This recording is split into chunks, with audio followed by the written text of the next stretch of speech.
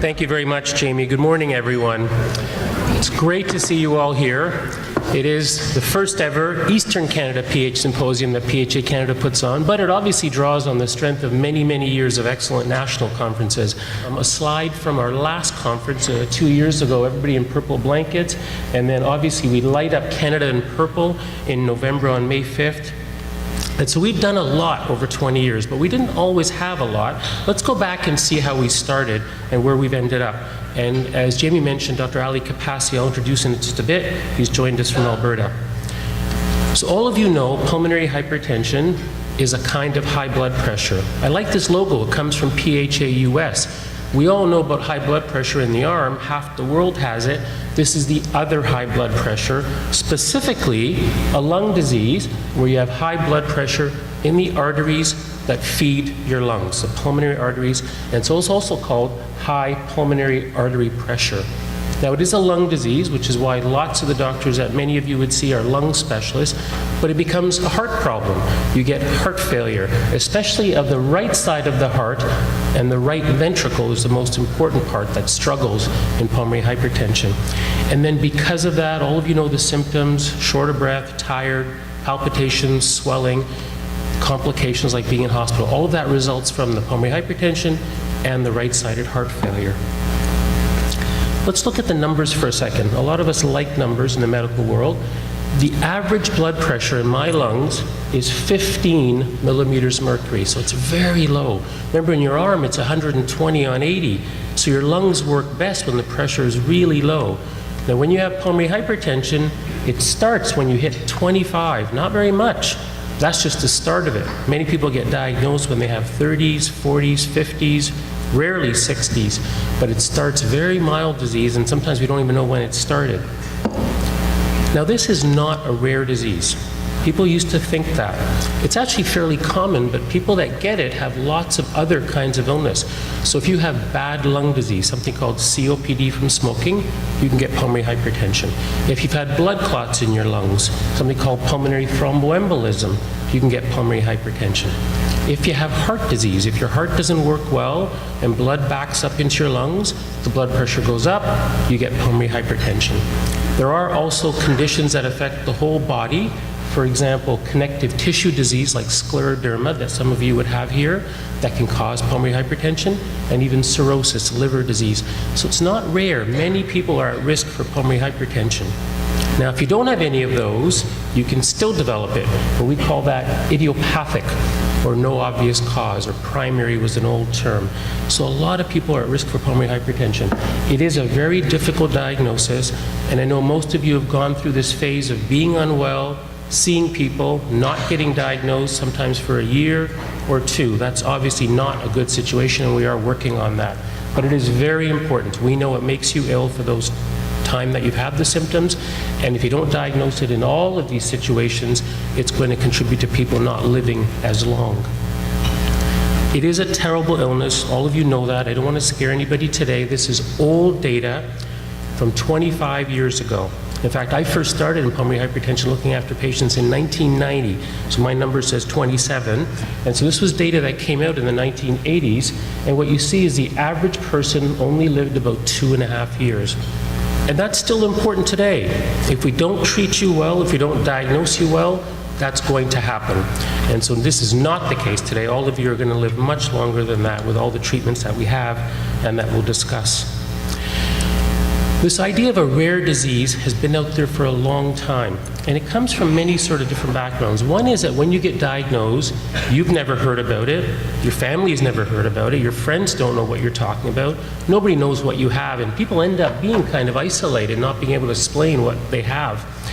There's this other idea of a rare disease kind of being, people get shunned or excluded because they don't feel that they're understood, they can't participate in things, and that's where the term rare disease or orphan disease come from. Patients are almost orphaned, but it doesn't have to be that way. The orphan disease idea is a long-standing idea. A few people are affected, it's not common, as well because it wasn't easy to diagnose. People didn't know about it, so no public awareness, and even medical physicians didn't know about it for a long time, and so it took a long time to diagnose you. As well, we didn't really understand what's called pathobiology. We didn't understand the science. Why did somebody get pulmonary hypertension? And because of that, we didn't have any treatments. As well, pharmaceutical companies, they want to sell medications and make people better, but if you don't know what the science is, you can't generate medication, so they ignored the disease. And so it was very easy to think of this as an orphan disease. Nobody really cared about it, other than people like you who suffered from it. We used to have a very simple approach to this disease before the 1990s. It was either primary, which means I didn't know why you had it, or it was secondary. Other things, heart disease, lung disease, scleroderma. And that was a very simplistic approach. Didn't really help us get very far. There wasn't very good care. It was kind of scattered across the country. A few cardiologists would be interested, but mostly when they saw you with pulmonary hypertension, they'd say, okay, I can kind of treat your heart. I can't really treat your pulmonary hypertension. And if you were bad enough, they would say, okay, we'll think about a transplant. That was it. There was only one center in the country in the 80s, Dr. David Langlaven, who I had the pleasure of training with at McGill and looks after some of you here today. And so David started doing this. He really is the forefather of medical PH care in Canada and still very active in looking after many patients. The clinical care was simple. As I said, patients were not diagnosed or they were diagnosed very late. It wasn't very easy to figure out the specific cause. Why did they have pulmonary hypertension? We didn't really have a lot of treatments. If you were swollen, we gave you water medications or diuretics to get rid of the swelling. That was it. If you were low on oxygen, we gave you a little bit of oxygen, but not much else. And like I said, transplant for only a lucky few, and then unfortunately many people died of pulmonary hypertension without any treatment. The treatments we used to try are listed there. None of them really work except one, and we still use calcium channel blockers in a small number of you, very small. But all of these other things really don't do very much to treat the disease. In fact, many medications, all of these were tried because they're used in heart disease and they work. So they tried them in pulmonary hypertension, but they didn't work. They're often actually a problem because people don't do well, and it can make them actually survive in less time.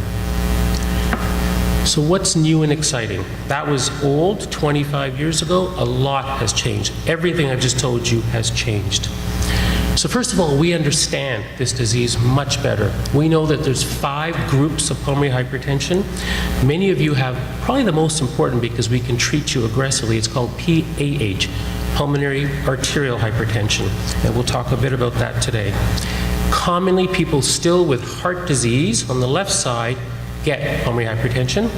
People with lung disease, especially like I said, bad lung disease from smoking or other things, get pulmonary hypertension. A very important category, people that have recurrent or multiple blood clots in the lung. As I said, thromboembolism, they can get pulmonary hypertension, a very important type. And there is a category 5, some unusual, multifactorial, miscellaneous things.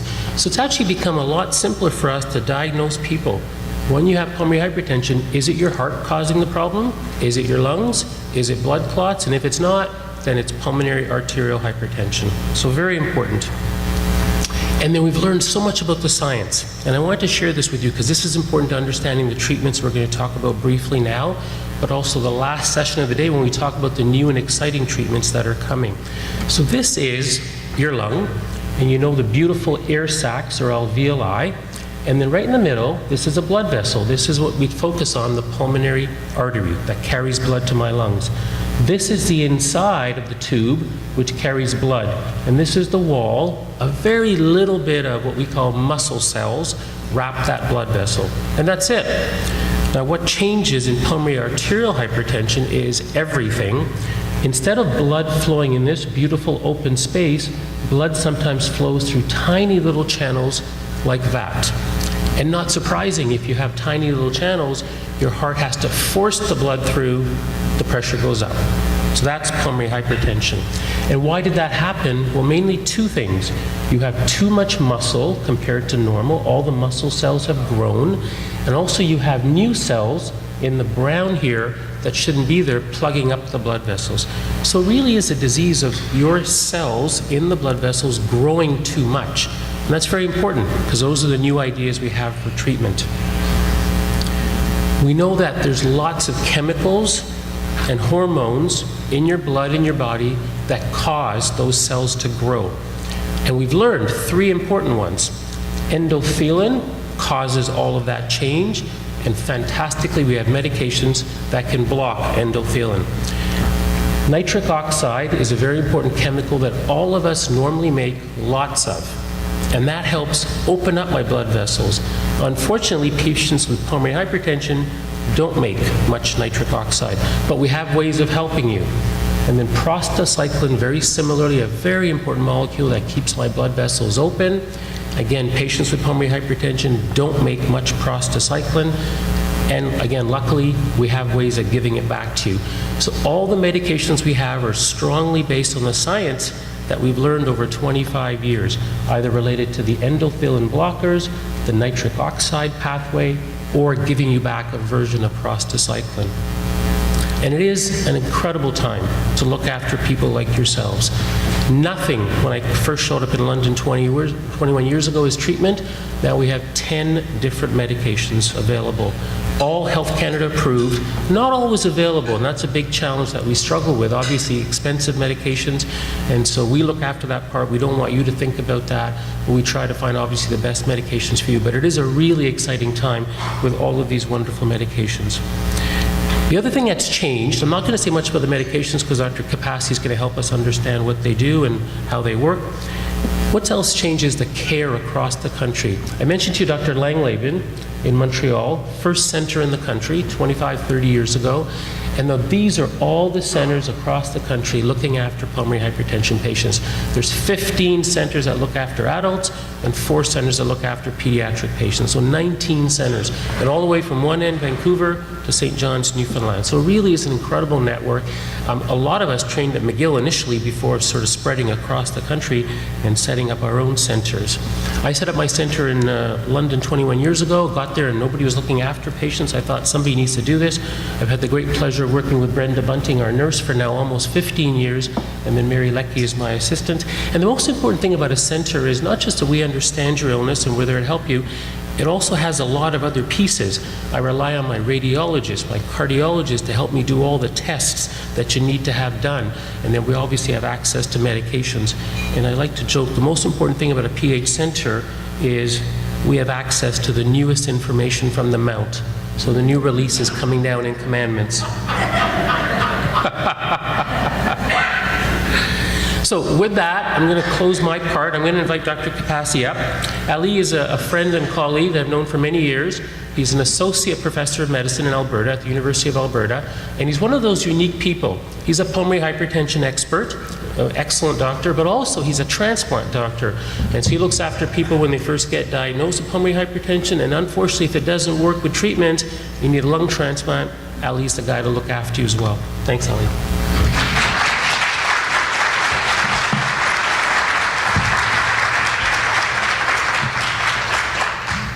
Good morning, everyone. First off, I'd like to thank people at PHA Canada as well as Dr. Mehta for giving me the opportunity to speak this morning. And I'd like to thank all of you for coming out, obviously. I'd like to start off with a few objectives for what I'd like to talk about the next 3 or 4 hours.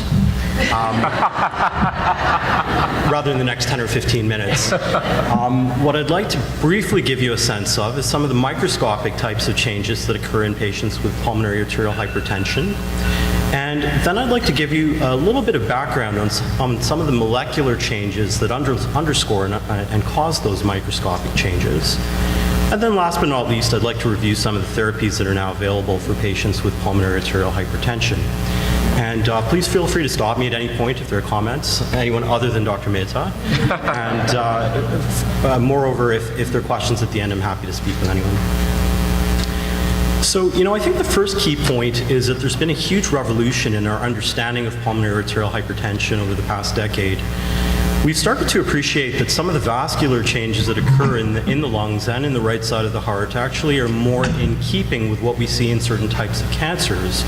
And there's been a movement away from thinking of pulmonary arterial hypertension as simply a disease where the pulmonary arteries just clamp down for a number of reasons. The first set of changes I'll talk about are some of the vascular changes, the changes that occur in the blood vessels in your lung. The first thing that we see are these thrombotic lesions. We see blood clots occurring in the small vessels of the lung. These obviously further increase resistance to blood flow and cause some of the increases in pressure that we see. The blood clots are thought to be underscored by so-called constrictive lesions, and what I mean here is we see thickening in the middle layers of the blood vessels in the lung, and I'll show you a picture in the next slide.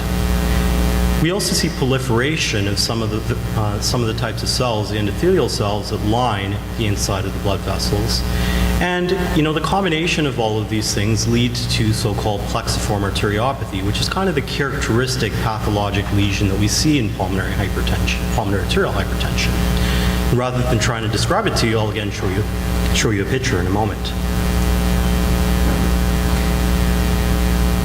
The question that scientists have been asking over the past, 30-odd years is, well, why does all of this happen? And we're starting to begin to have a bit of an understanding as far as what the molecular changes are that lead to all of this. Now, the first factor that leads to the pathologic changes of pulmonary arterial hypertension is dysfunction of the pulmonary vasculature. And we see that there are imbalances in some of the mediators that Dr. Mehta had talked about a few moments ago. We see that there are increases in thromboxane, increases in endothelin, and increases in serotonin. All of these factors lead to constriction, clamping down of the pulmonary vasculature, and lead to some of the negative remodeling changes that I alluded to in the earlier slides. We also see at the same time that there's a deficiency of good mediators, deficiencies of prostacyclin, deficiencies of nitric oxide, and deficiencies of vasoactive intestinal polypeptide, VIP, that also lead to these changes. The second set of molecular changes that occur is we see an imbalance in proliferation of cells lining the pulmonary arteries. Suddenly you have a situation where these cells are starting to divide out of control, and you see a decrease in the amount of programmed cell death. You see a decrease in the amount of apoptosis occurring. And when you have this abnormal proliferation of cells, again, you see some of the blockage of the lumen, of the middle portion of these arteries. We also see that there are changes that occur outside of the cells, the mechanisms of which we're starting to begin to understand. And we're also starting to agree at this point that pulmonary arterial hypertension is more of an inflammatory disease as opposed to an autoimmune or other type of disease.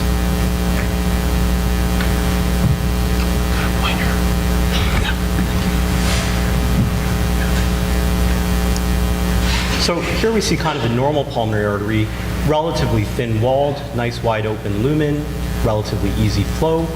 And then as you progress through disease and as you start to develop more advanced pulmonary arterial hypertension, we see that the walls of the blood vessels start to thicken. We see that there's more smooth muscle. We see that there's a thicker lining to these vessels. And you can kind of get the sense that the lumen, the internal diameter of the vessel, starts to decrease. As the disease becomes yet more advanced, you start to see this sort of big chunk of tissue over here, which is that plexiform arteriopathy that I'd mentioned. And you also start to see blood clots starting to form along the inside of vessels. And it becomes a bit of a vicious cycle, where as the disease becomes more advanced, you have further propagation of these changes. The two things that I'll have you note is, first off, we used to think that these changes were exclusive to the arteries and arterioles inside of the lung, and we're starting to appreciate that that is not quite the case. You see similar types of changes in the capillaries, in the very, very small vessels, and even on the venous side. We also used to think that these changes were exclusive to pulmonary arterial hypertension and weren't seen in other types of pulmonary hypertension. For example, that secondary to heart disease or lung disease. But we're also starting to appreciate that that is not true either. So the first set of changes are those that occur inside of the blood vessels. The second set of changes are those that occur inside of the right side of the heart. As one can imagine, when resistance to blood flow increases in the pulmonary arteries, suddenly the right side of the heart is called upon to generate much higher force. The right side of the heart is not really designed for that, and so it requires some adaptation of that chamber. That adaptation can either be good, adaptive hypertrophy, or bad, maladaptive hypertrophy. The good types of change that occur is when you get concentric thickening of the cardiac muscle, heart muscle, with relatively small changes in the diameter of the chamber and relatively minimal fibrosis, relatively minimal replacement of heart muscle with scar tissue. And the reason this is good is because it allows for preservation of function. It allows the right side of the heart to continue to pump blood efficiently and effectively through the lungs, despite the increased resistance to blood flow. Maladaptive hypertrophy, on the other hand, is when you get primarily dilation of the right ventricle with relatively little hypertrophy, and where you get a lot of fibrosis, where you get replacement of heart muscle with scar tissue. And unfortunately, this is associated with a deterioration in function. Not surprisingly, the question that we've asked over the past few decades is what leads to these changes? What determines whether someone starts to develop adaptive hypertrophy? What, on the other hand, determines whether patients start to develop maladaptive hypertrophy? And we're starting to begin to understand some of these mechanisms.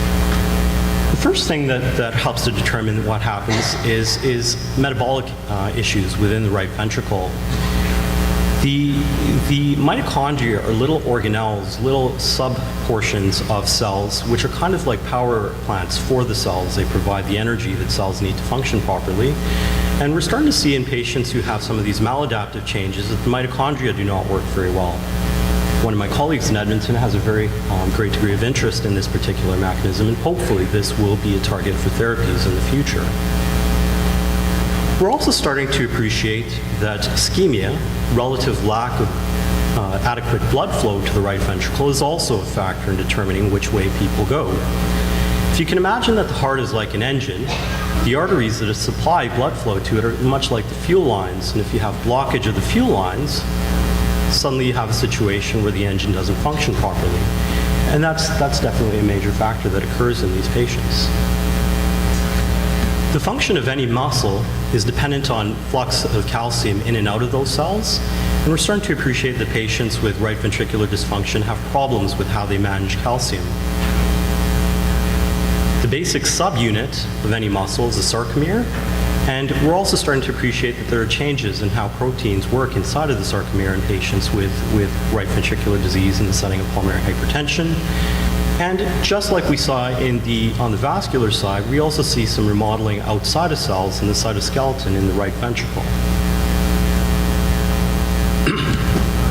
The really important thing to note is that the prognosis in pulmonary arterial hypertension is largely determined by the status of the right ventricle.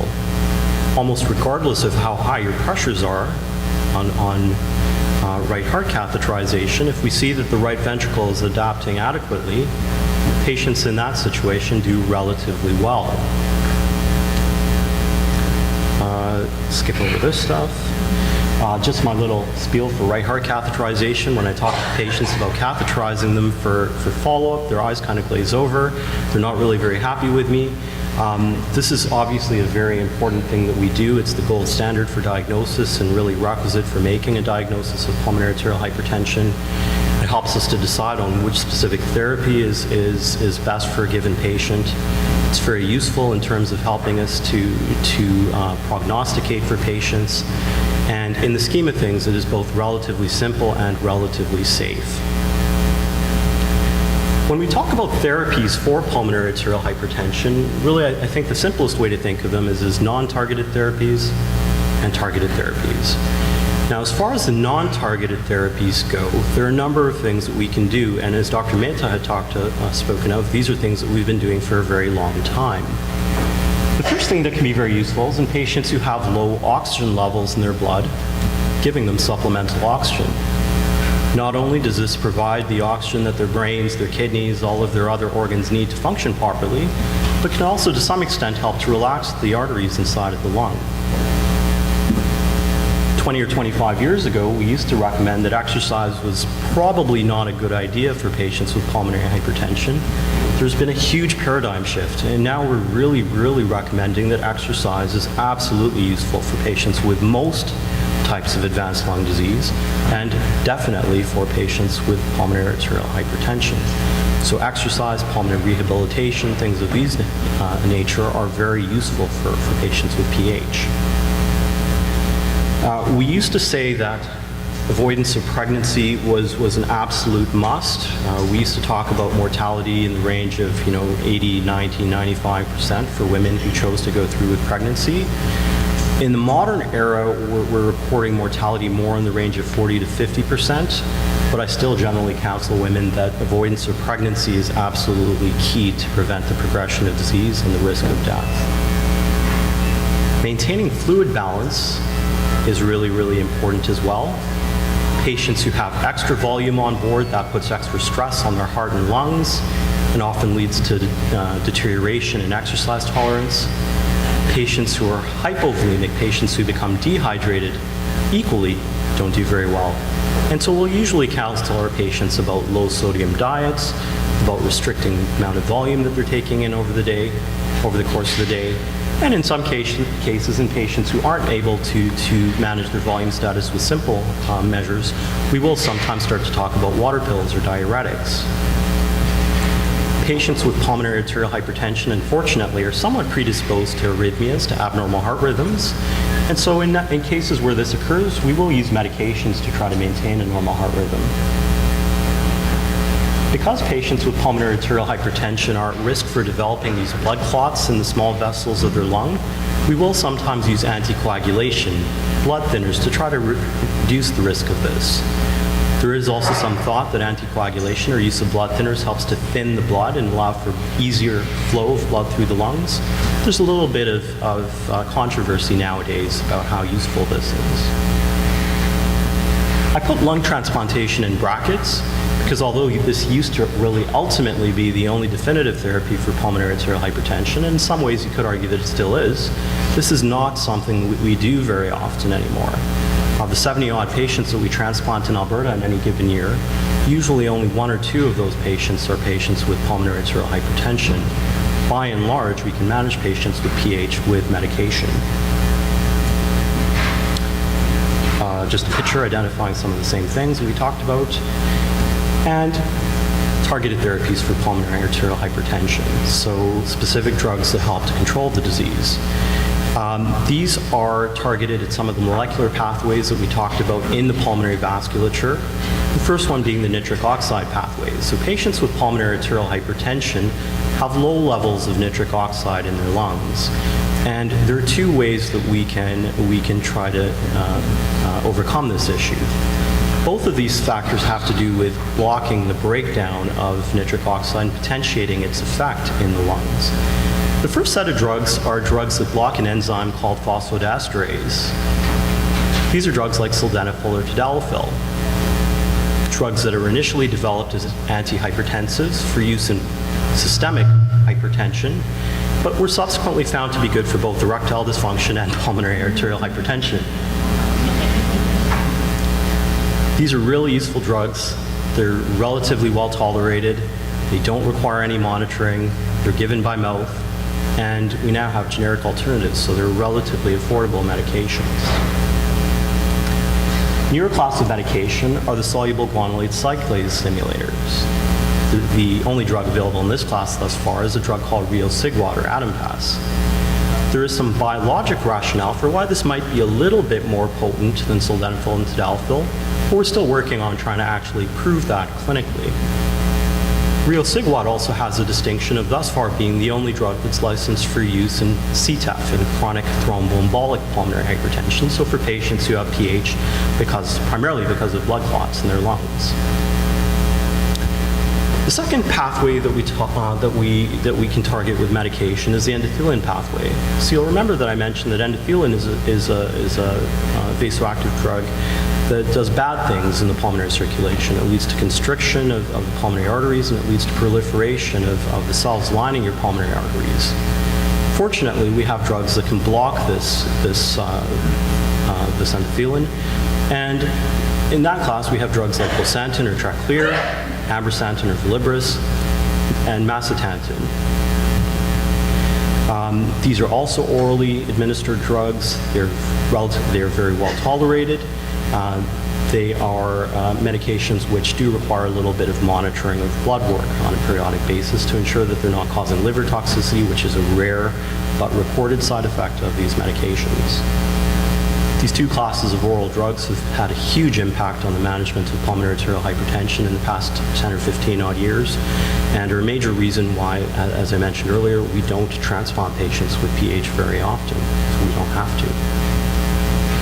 The third class of drugs are those that target the prostacyclin pathways. And traditionally, these are drugs that had to be administered either through a continuous intravenous or continuous subcutaneous infusion. We have traditionally thought of these as being our most potent drugs, but because they're relatively cumbersome, we've traditionally reserved them for patients with either very severe disease or patients whose disease remains relatively intense despite the other oral medications. These drugs include intravenous epoprostenol, Caripel or Flolan, and intravenous or subcutaneous treprostinil or Remodulin. These are drugs that, although cumbersome, can be absolutely life-changing. These are drugs where I've seen them turn around patients who've presented with right heart failure and who've had to be admitted to an ICU on presentation and gotten them back to the point where they're fully functional, down to class 1 or 2. So these can be absolutely miraculous drugs, but unfortunately are somewhat cumbersome. The newer medication in this class is a non-prostanoid drug that targets this pathway called selexipag. The big difference with this drug is it has a much longer half-life, and so it can be given orally. It's approved by Health Canada, but unfortunately because of funding issues, it's not yet widely available in Canada, but hopefully will be in short order.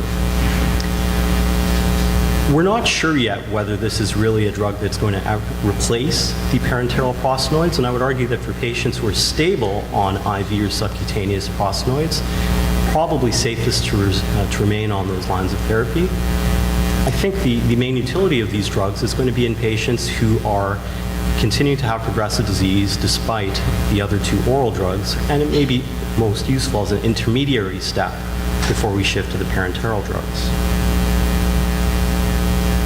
No talk on pulmonary arterial hypertension is complete without showing this slide, like Dr. Mehta showed a few moments ago. And the reason why I showed this slide is this slide and the next slide are based on the World Symposium on Pulmonary Hypertension, which occur approximately every 4 or 5 years, where the world PH community kind of meets up to decide on where drugs belong, what sort of measures should be undertaken as part of the appropriate workup of pulmonary hypertension, and where studies should move in the future. And the reason I included this slide is A, to show how many therapies we now have access to for patients with pulmonary arterial hypertension, and B, to show that there is a ton of study going on with the use of these drugs and with the optimal deployment of these medications. This first slide is sort of the ideal options for drug monotherapy. And the next slide is the list of drugs that can be used in initial combination therapy. And again, the details of the drugs documented on these slides are not key. What I think is most salient is really, now that we have all of these drugs, how do we best use them? And the biggest controversy ongoing in the pulmonary hypertension community as far as drug utilization goes is whether the way to go is to start with one drug and to gradually build up, as we demonstrate patients either do or do not meet our treatment targets, or whether we start with all of our therapies up front using either dual oral combination therapy to begin with, or perhaps even triple oral combination therapy now that we have a third oral drug. And there's a ton of study ongoing as far as which approach we should be taking. So as far as the key points that I really wanted to underscore, I don't think the details really matter. What I really wanted to convey is that the pathogenesis of pulmonary arterial hypertension is extremely complex. It is far more than just simple constriction of your pulmonary arteries. The second point I wanted to convey is that we have several targeted therapies that can be useful for pulmonary arterial hypertension, as well as several non-targeted therapies that, although have been used for some time, can be very useful in the setting of trying to manage patients with pulmonary arterial hypertension. And last but not least, I really wanted to give you guys a sense that there are a ton of mechanisms that we're starting to appreciate in the pathogenesis of pulmonary arterial hypertension that I hope over the coming decades are going to give us more and more options for therapy. So hopefully the future remains bright for more drugs and hopefully potentially even a cure at some point in the future. And that's all I really wanted to say. Thanks for your attention.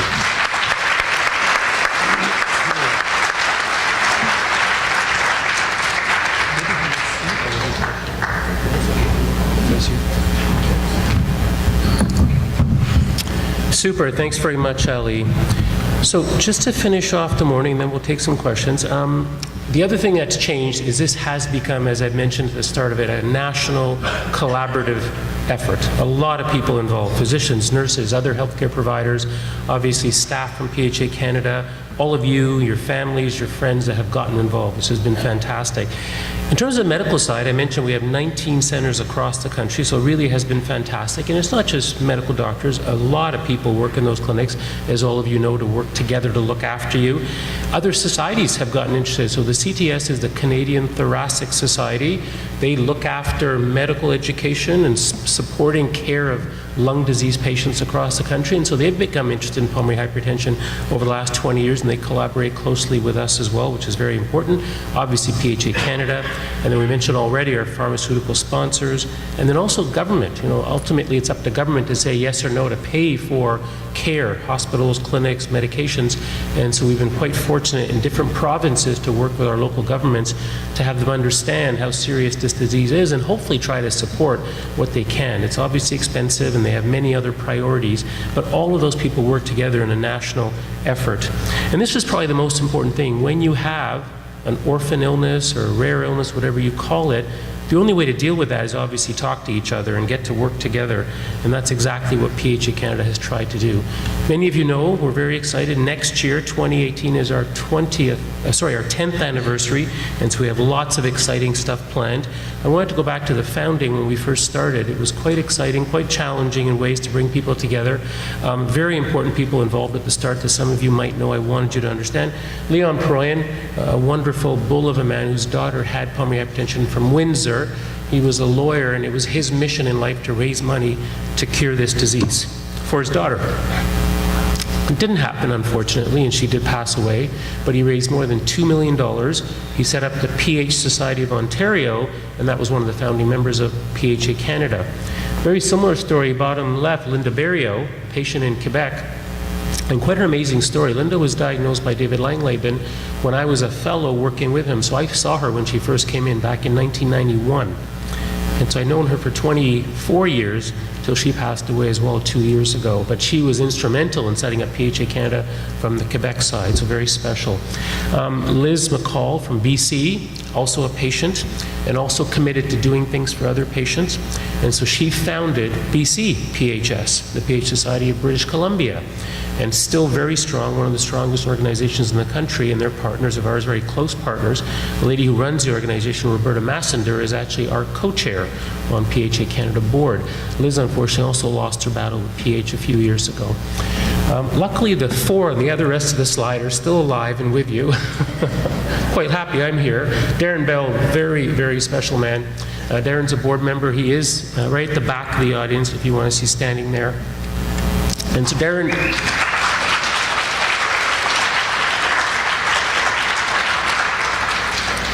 besides being one of our founding members, also the father of a PH patient. And Darren learned a lot about this disease in BC when he lived there, realized there wasn't much happening besides getting care for his son. Also said, I want to make this a better world for PH patients, and he's been committed ever since that time. Darren unfortunately lost his son to PH. And then finally, two other very special women. Jennifer Gendron from New Brunswick, her son had pulmonary hypertension, and so she founded New Brunswick PH Society, wonderful local support group, and then they folded that into PHA Canada. Her son did well for many years, got a transplant eventually. I think it's been 2 or 3 years, and he's now almost 20 years of age, so doing wonderfully. And last but not least, Sharon Proudfoot, a patient from Alberta, who's luckily been on medications and done well for 20 years, still looking fantastic, has stepped back a little bit to look after family issues and that, which is understandable. All of you understand illness, but she's still very much a part of our family. So very important sort of start to PHA Canada. This is what we work for. Our vision is very simple. It's a better life for all of you. And we say those affected by PH. It's not just patients. We know the caregivers, your families, your friends are affected by this illness as well. So we do help you as well. We have many aspects to our mission. Most important is to support you in whatever you need. Education, understanding the illness, but also supporting you in terms of your everyday life, knowing how to live better with this illness. We also strongly advocate for you at the government levels to make sure we have access to therapy, medications, care, all of those things. We very much believe in awareness. If the community knows about pH, it can only be good things for fundraising and for research, and we directly support research as well. So those are all the things that we do. I mentioned already earlier on our wonderful staff. I mentioned Jamie, Marianne, and Ethel. This is our board. I've mentioned several people who are founders. Some of them are with us today, Darren at the back, and then also a lovely lady, Renee Levac. Renee, are you with us right now? There. Renee's our board member from Quebec, a very important liaison with the Quebec organization ASTAPQ. And then Nicole Dempsey. Nicole, where are you? Nicole's there. Nicole's our newest board member, just joined us this year, so we're quite excited to have her as well. Carolyn is probably not here. She's one of the nurses that runs a clinic in Ottawa along with the physicians, and she was chair of our CPHPN, the nurses organization, until recently stepping back as co-chair and sharing that. But Carolyn's been a wonderful part of the board. And then I mentioned Jennifer, who couldn't be with us, and also I think Roberta unfortunately couldn't be with us. She has some family issues to look after.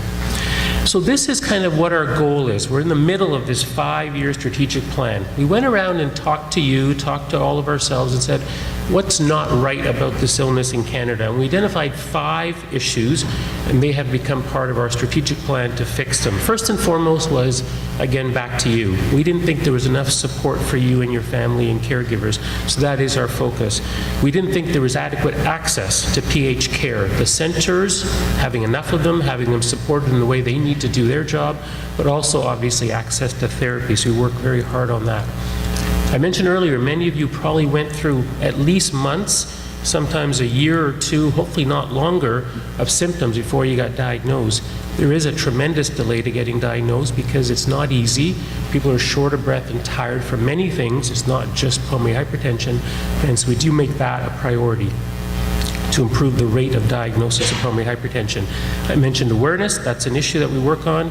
And then the fact that we have excellent therapies, as Dr. Kapasi showed us, but I'm sure not one of you out there on these therapies feel that you've been cured. And they are not cures.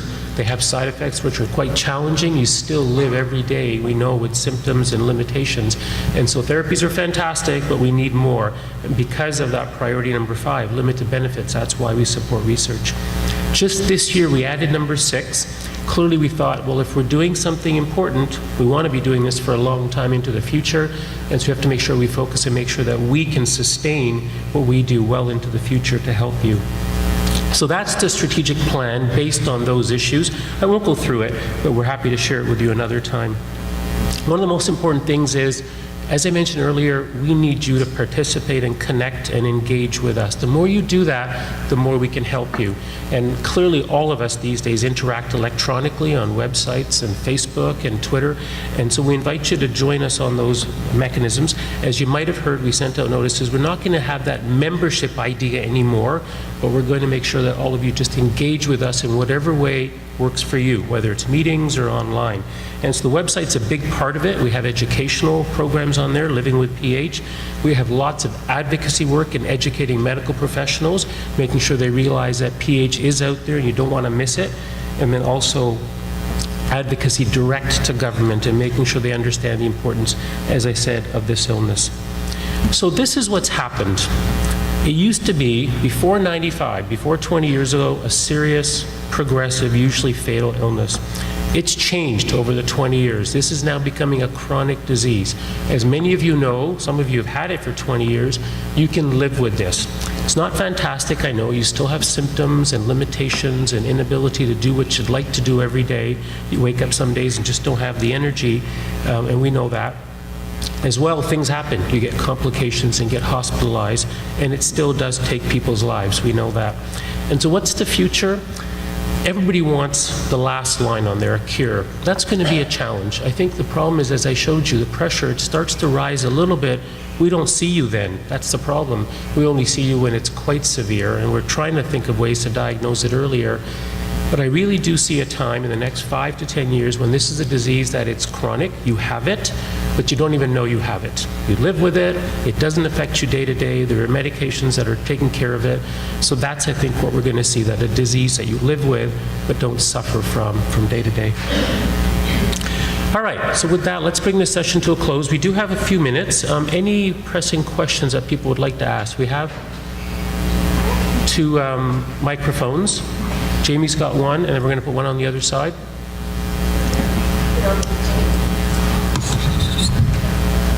Wait, you have a question.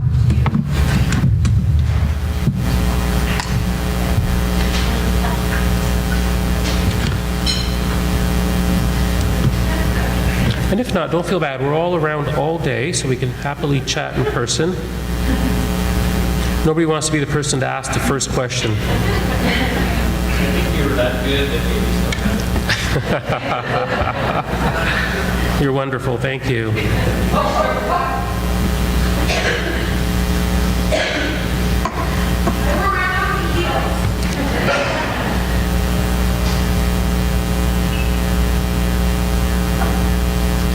Good morning. So I have a question in regards to saying that within the next 5 to 10 years, it's going to be a chronic illness as opposed to something you suffer from. So what specifically leads you to that, or what are the prospects that will take us there? Yeah, it's a lovely question, and there are many aspects to it. So first I look back, and so there are people that we diagnosed when I first got to London 19, 20, 21 years ago that are still with us. So if you can live 20 years, that's a good start. And then I think back to the last PH conference that we had. Who was at the last national conference? Do you remember hearing about Jeanette Morel? Jeanette spoke to us. This is a lady from, I think it's Connecticut or one of the northeastern US states. So Jeanette's had pulmonary hypertension for 30 years. And she's been on intravenous infusion of prostanoids, like some of you, for almost 30 years. And she's still quite well. So when you see people like that, you start to think, one, it's possible. Some people do live a long time already with what we have. And clearly, many of you that I look after and get looked after in other centers, right now you say, well, I'm quite good now with the medications I have, but I know this disease is not gone. It may get worse. Yes, it might. But we're not going to let it get worse and let you die from it, because new things are coming all the time. I showed you the 10 over 20 years. That's incredible. 10 new medications in 20 years. There is no field in medicine that's done that in 20 years. And there are about half a dozen other medications that are around the corner over the next year or two, and then wonderful new ideas in the long term to develop even new more medications, including, as you all are interested in, gene therapy eventually, perhaps as a more aggressive treatment. So that's why I say that, because we've already done tremendously. People are living longer and better, and it's only getting better. And so if you're well, reasonably well now, there's every expectation that we should be able to keep you that way. Yes?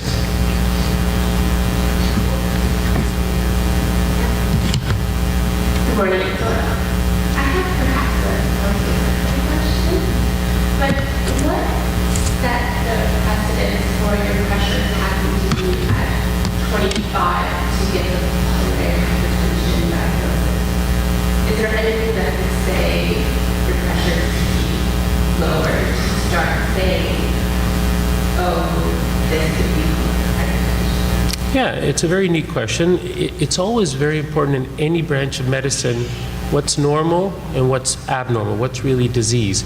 And all of us who don't have pulmonary hypertension are different in many ways. And so the pressure's not the same as in me and Jamie and Ali. And so you have to be very careful calling disease too early. And so we know that the average pressure is 15. Some people are 12. Some people are 19. Nobody in healthy people is over 20. That's the limit. Now, there is 21, 22, 23, 24. That's not normal, but it doesn't meet the definition. And so are those people going to get disease? Maybe. Are they just a little different than you and I? Maybe. And so we call that actually borderline pulmonary hypertension. I don't know if anybody here has been diagnosed with that, but I have a few. You have. Perfect. Perfect.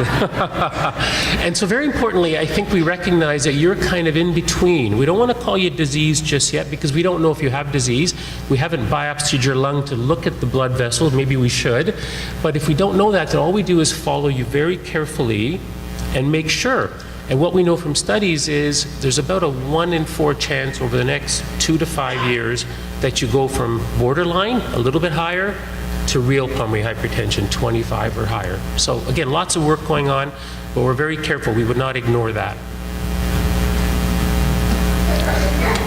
Question at the back, Marianne? My son has been diagnosed with pulmonary hypertension, and he's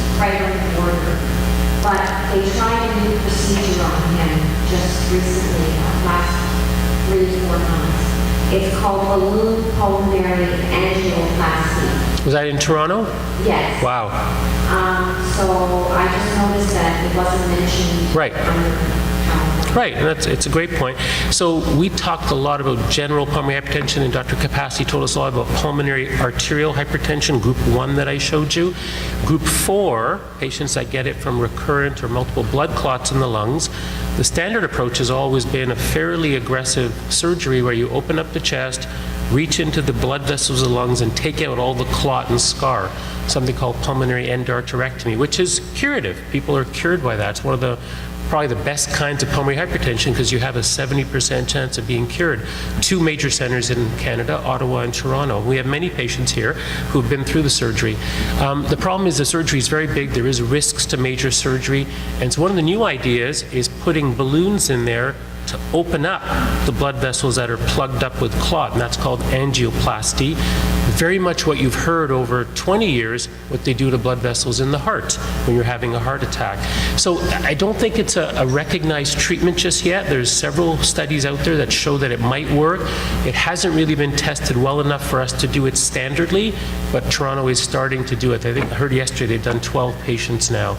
And so it is a very exciting potential new treatment over the next couple of years. I believe Anastasia Baikova from the Toronto CTEC program will be speaking about the new research. Fantastic. Maybe we'll take one last question. Let me preface my question with a statement first. I have the world's best primary care doctor. He is absolutely wonderful. Where do you live? But Is he looking for new patients? Because I'm sure there's others that would like to see him. he did not, this pulmonary hypertension did not come across his radar at all.